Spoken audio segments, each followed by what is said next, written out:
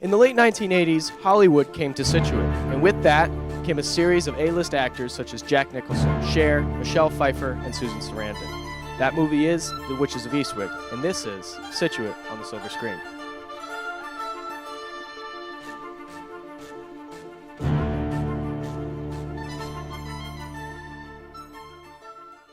The Witches of Eastwick was released in 1987 and quickly became a hit at the box office, and it was shot at several locations in Scituate and Cohasset, including the location right behind me. But first, you should know that Scituate was not their first choice in filming.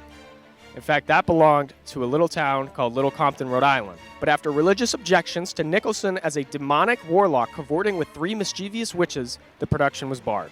So Scituate stepped in, which brings us to our first location, the Lucky Finn, or as it was in the movie, the Yapping Fox.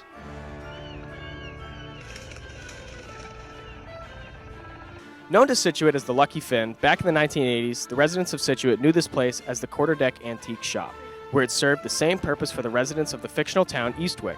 It was featured throughout the movie and provided pivotal scenes.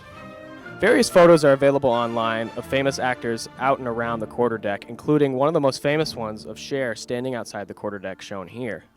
In the 1980s, Cher was probably one of the biggest acts nationwide. Fun fact, Cher actually originally was scripted to have a more minor role, but she fought to have a more prominent role within the movie. As we mentioned before, Cohasset also had a major role in the filming of this movie. Let's go check it out. And here we are, in front of the first parish meeting house in Cohasset. This building was erected in 1747 and served as a meeting house for both the residents of Cohasset and Hingham at the time.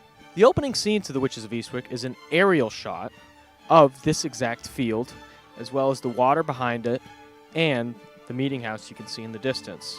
I'll show a comparison here.